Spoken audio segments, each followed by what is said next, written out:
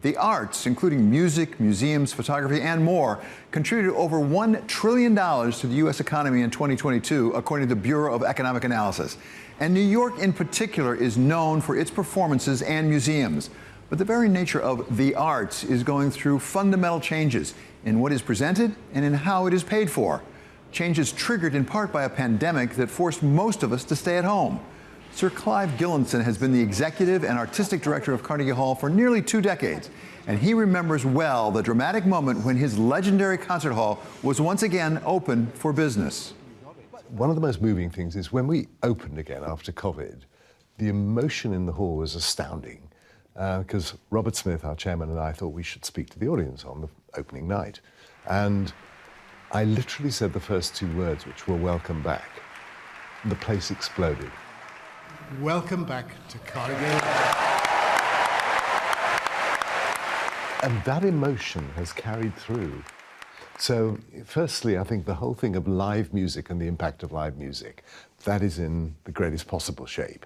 And, you know, and people love it, care about it, and I think they, even today, that emotion is still there about how they now value it in a way where you only value something when it's taken away from you. Are you, Carnegie Hall, fully back from the pandemic?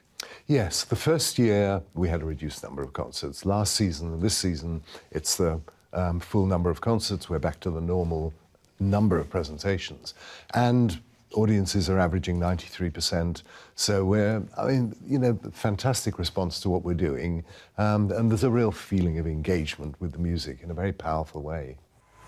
It wasn't just performing arts centers like Carnegie Hall that were hit hard by the pandemic. Tony James of Jefferson River Capital serves as co-chair of the Metropolitan Museum of Art, a position he came to when the pandemic hit, and hit the Met particularly hard.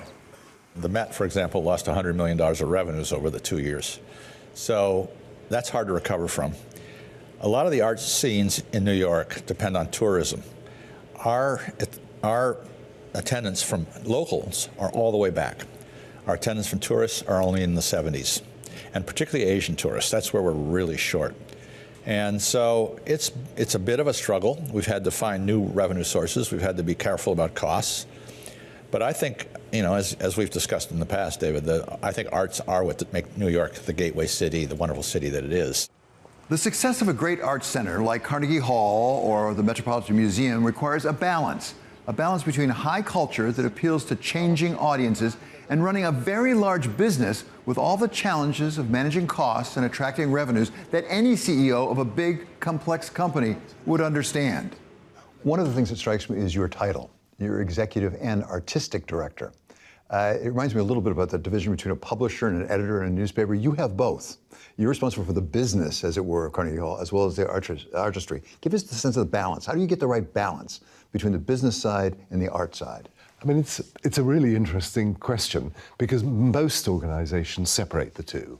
The reason I would never, ever do a job which was half of what I do is because I feel if you're involved in the artistic, you want to be as expansive and imaginative and take risks and, you know, and really travel extraordinary journeys with the music. Now, if you're the person responsible for the money, you're probably going to be cautious and keep saying, I'm not sure we can do this, I'm not sure we can do that. The good thing about doing the two together is if I want to dream, I've then got to be part of making sure that can happen as a business. So in a way, I think it enables you to take far greater risks because you're responsible for both. You've been known throughout your career for taking some risks. I mean, you were, of course, a professional cello player back in the London Symphony Orchestra. Well, that was somebody else's risk, having me as professional cello player. But then you stepped up, not necessarily volunteering, but you stepped up to really take over a struggling organization, and you took risks from the very beginning. You've taken risks at Carnegie Hall. How do you get the right balance between taking a risk and, as it were, not falling off the high wire? Well, I mean, of course, the key thing about all risk is how you manage risk. I mean, you can't live without risk. And so, you know, there's a famous saying, which is, you know, if you're not living near the edge, you're taking up too much space. Money follows vision. You always go for the vision. Go for something that is irresistible, that has to happen. And then there's a chance you can sell it to somebody else. If it's good, and the world can live without it. I mean, it's very nice for it to happen. If it's only that, it's very hard to sell to somebody else. It's got to be irresistible. Over at the Metropolitan Museum, Tony James says that the mission is to show the world great art. But to do that, it needs to generate a great deal of revenue each year to support the facilities, including the 2 million pieces of art the Met owns, only 15% of which are on display at any given time, and to mount more than twice as many exhibitions each year as any other museum in the world. About 30% of our revenues come from people paying to go in, buying food, buying stuff in the store. So let's just call that revenues, members as well, that pay dues. So that's about 30% of our, about 30% of our revenues comes from spin-off from the endowment.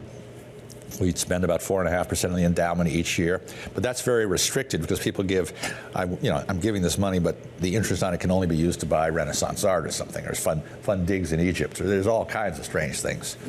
And then about 40%, the remaining 40% comes from contributions of different sorts and benefits, but charitable giving.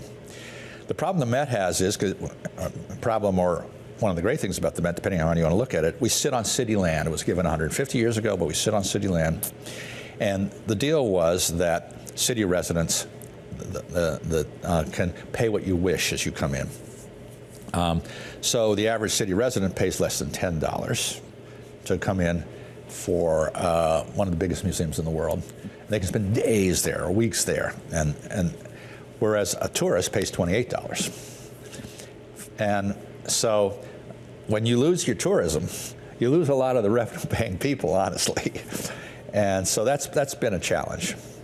What about the donation side, the philanthropic or charitable donation side? By the way, how much of that is from corporations as opposed to individuals? Very little from corporations. I gather Clive Gillinson's done a better job than that, perhaps, than we have. But ours is almost all giving, individual giving, with a little bit from the city as well. And that key role of the donor in supporting the revenues of Carnegie Hall or the Metropolitan Museum is one way that art centers are very different from any for-profit corporation. They need to pay attention to their appeal, not just to customers, but also to those making charitable contributions each year. And the reasons for those donations can vary every bit as much as the particular interest of each person writing a check. How people give money and who gives money is never decided by us. It's always decided by the donor. And so, the whole thing about raising money is you've got to share vision and share the things you believe in. Now, if somebody doesn't believe in those same things, they're not going to give you money. So I think the donors have changed enormously because what we do has changed enormously. The wonderful thing about the board, about the donors, is they're passionate about what we do because they don't need to give money. They only give it if they care and if they're excited about what we do. Talk to me about costs. How have costs changed over time? To what extent are you falling prey to inflation the way the rest of the country and much of the world is? It's a business like any other business. And I remember a businessman once who was on my board in London, in fact, saying, people think that the arts is a luxury. He said, the way you have to run your business is much tougher than I have to run my business because you have no margin for error.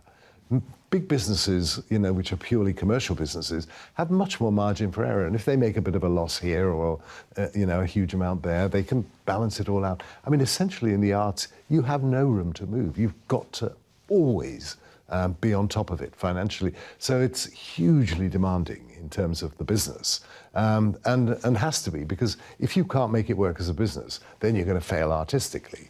So, it's one of those things where I think people assume the arts are not about a business. In point of fact, they have to be incredibly rigorous businesses to be great arts institutions.